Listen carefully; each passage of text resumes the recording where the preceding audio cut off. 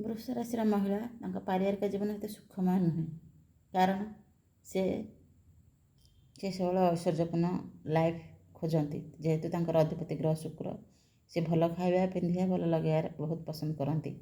ଯେହେତୁ ତାଙ୍କ ସ୍ୱାମୀଙ୍କଠୁ ସେଇଟା ମିଳେନି, ତେଣୁ ମନ ଭିତରେ ବହୁତ ଦୁଃଖରେ ସେ କାଟନ୍ତି।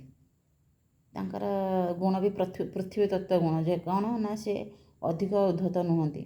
ଯାହା ମାନେ ଯେତେ କଷ୍ଟ ଦୁଃଖ ହେଉ ସେ ତା ଭିତରେ ରହିପାରିବେ, ପରିଶ୍ରମ ମଧ୍ୟ ଯେ କରିପାରିବେ।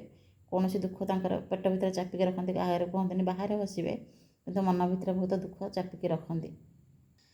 ଜୀବନରେ ପରିବର୍ତ୍ତନ ସେ ପସନ୍ଦ କରନ୍ତି ନାହିଁ। ଯେହେତୁ ଆଜିକାଲି ଯୁଗରେ ପରିବର୍ତ୍ତନ ନିହାତି ଜରୁରୀ, କିନ୍ତୁ ସେ ପରିବର୍ତ୍ତନ ପସନ୍ଦ କରନ୍ତି ନାହିଁ। ଯେଉଁଠାରେ ହିଁ ରୁହନ୍ତି ସେତିକି ଜିନିଷ ସେ ପସନ୍ଦ କରନ୍ତି। ଅଧିକ ତାମଝାମ ତାଙ୍କୁ ଭଲ ଲାଗେ ନାହିଁ। କଠିନ ପରିଶ୍ରମ ସତ୍ତ୍ୱେ ତାଙ୍କ ସ୍ୱାମୀଙ୍କଠୁ ସେ ସ୍ନେହ ପାଆନ୍ତିନି। କାହିଁକି ନା ତାଙ୍କ ଆଶା ଥାଏ ଅଧିକ, ସ୍ୱାମୀ ଦିଅନ୍ତି କମ୍। କୌଣସି ସ୍ୱାମୀ ବି ସମ୍ପୂର୍ଣ୍ଣ ସ୍ତ୍ରୀର ଆଶା ପୂରଣ କରେନି। ଯେହେତୁ ସେ ଲକ୍ଜରିୟସ୍ ଲାଇଫ୍ ପସନ୍ଦ କରନ୍ତି। ପରିଶ୍ରମ କରିବେ, ବହୁତ ପରିଶ୍ରମ କରିବେ, କିନ୍ତୁ ଲକ୍ଜରିୟସ୍ ଲାଇଫ୍ ସେ ପସନ୍ଦ କରନ୍ତି। ଭଲ ପିନ୍ଧିବା ଲଗାଇବା, ଯେଉଁଟା ସ୍ୱାମୀଙ୍କଠୁ ସେ ମିଳେନି। ଫଳରେ ମନ ଭିତରେ ଦୁଃଖ ସେ ମନରେ ହିଁ ରଖିକି ରହିଯାଆନ୍ତି, କାହା ଆଗରେ ପ୍ରକାଶ କରିପାରନ୍ତି ନାହିଁ।